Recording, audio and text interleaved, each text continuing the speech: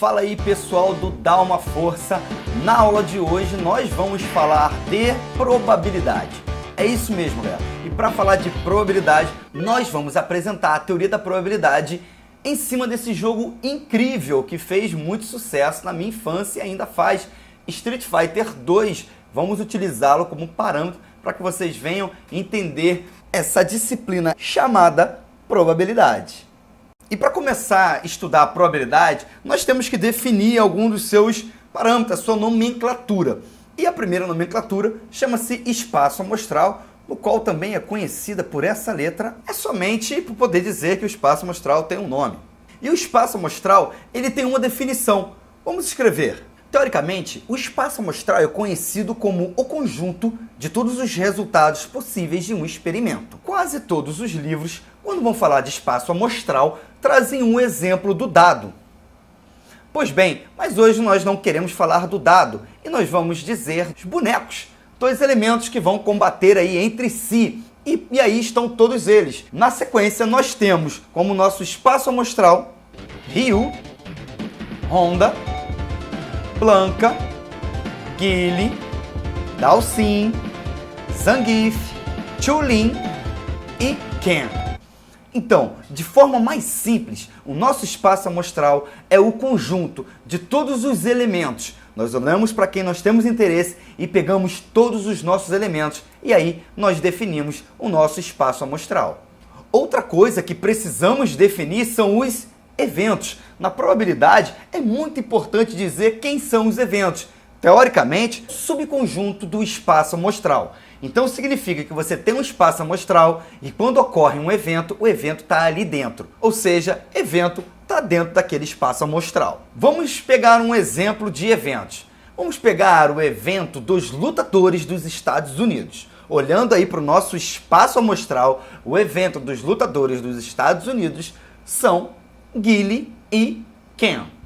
Vamos pegar um outro exemplo. Um outro exemplo interessante são os lutadores do Japão, por exemplo. Olhando para o nosso espaço amostral, nós podemos ver que os lutadores do Japão são Honda e Ryu. Tranquilo, agora que nós sabemos espaço amostral e quem é eventos, podemos dar continuidade nesse estudo. Quando falamos de probabilidade, estamos trabalhando em um intervalo. E esse intervalo ele é definido entre 0 e 1. Significa que a minha probabilidade ela pode ser maior ou igual a 0 e menor ou igual a 1. Por isso, nós podemos escrever a probabilidade na seguinte notação matemática: 0 e 1. Sabemos que a probabilidade ela nunca será um número negativo. Se ela nunca será um número negativo, eu posso colocar aqui um menor ou igual. E ela nunca será maior do que 1. Então eu posso botar aqui um menor ou igual. E quem está aí no meio, justamente, é a nossa probabilidade de um determinado evento. Então, se você não lembra dessa teoria dos sinais, deixa eu te recordar. O sinal é o seguinte: a boca está sempre virada para o lado maior. E quando tem uma outra perninha, significa que pode ser igual àquele número. Então a probabilidade ela pode ser menor ou igual a 1. Nunca maior do que 1. E a probabilidade ela pode ser maior ou igual a 0. Mas isso também a gente pode escrever em termos de porcentagem, que fica 0% e 100%. Logo, a sua probabilidade será... Lembrando, pessoal, que a notação de porcentagem, 100% nada mais é do que 100%, nada mais é do que 100 dividido por 100. Ou seja, 100% significa 1. Agora que você sabe um pouco sobre um intervalo de probabilidade, vamos definir probabilidade de um evento. O que seria a probabilidade de um evento? Todos nós sabemos que existe na probabilidade duas coisas que são muito importantes. A primeira delas chama-se espaço amostral. Tão importante quanto são os eventos. E quando a gente quer definir probabilidade, nós precisamos de números. Por isso, a gente vai olhar para o nosso espaço amostral. Nesse caso, o nosso espaço amostral tem os seguintes elementos: Ryu, Honda, Blanka, Guile, Dhalsim, Zangief, Chun-Li e Ken. Então o nosso espaço amostral nós vamos chamar de número de elementos do espaço amostral. Nós já vimos que o nosso espaço amostral, o número de elementos que ele tem, são exatamente o total de bonequinhos, que são 8 bonecos, 8 lutadores. E os eventos nós vamos calcular também com uma contagem de números. Por exemplo, um número de bonecos são dos Estados Unidos, o número de lutadores dos Estados Unidos.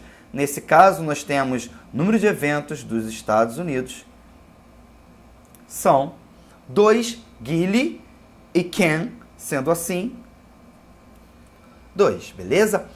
Agora, como é que a gente define probabilidade? Lembre-se que probabilidade, ela sempre é maior ou igual a 0 e menor ou igual a 1. A melhor forma de definir probabilidade de um determinado evento A vai ser número de elementos do evento A dividido pelo espaço amostral. Já que estamos jogando, não custa nada fazer algumas hipóteses. Vamos escolher o nosso boneco. O boneco escolhido é o Ryu. Escolhemos o nosso jogador, Ryu. Após escolher o nosso jogador, o que acontece com o nosso espaço amostral? Esse jogador, ele é excluído. Se ele é excluído, significa que o nosso espaço amostral do Street Fighter tinha 8 elementos. Agora vão ter 7 elementos, porque eu estou excluindo Ryu. E qual é a probabilidade, por exemplo, de Dhalsim enfrentar o Ryu?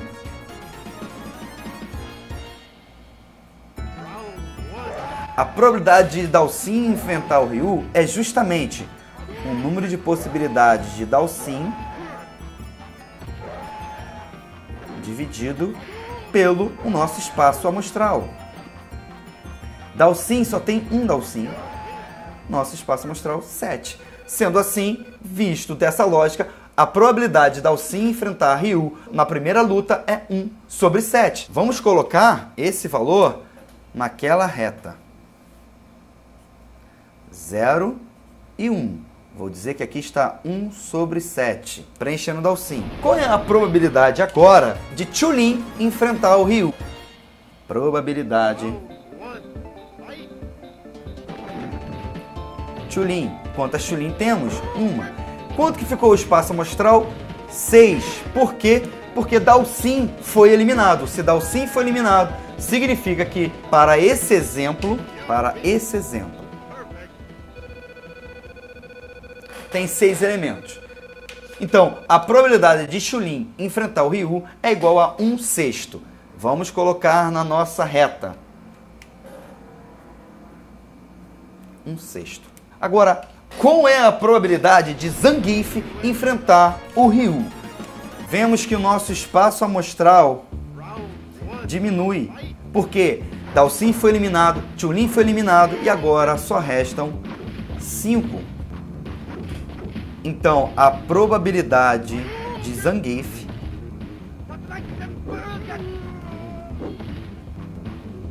enfrentar o Ryu é 1 Zangief sobre 5. Qual é agora a probabilidade de Ken enfrentar o Ryu? Vimos que Zangief já foi eliminado, Chun-Li foi eliminada e o Dhalsim foi eliminado.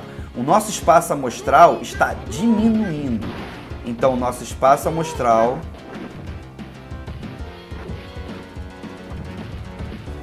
vai ficar com quantos elementos?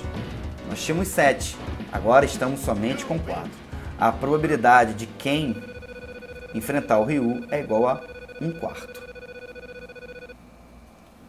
Qual é a probabilidade de Honda enfrentar o Ryu? O espaço amostral já não tem mais Ken, já não tem Zangief, já não tem Chun-Li e já não tem Dhalsim. Então o espaço amostral só tem 3 elementos. A probabilidade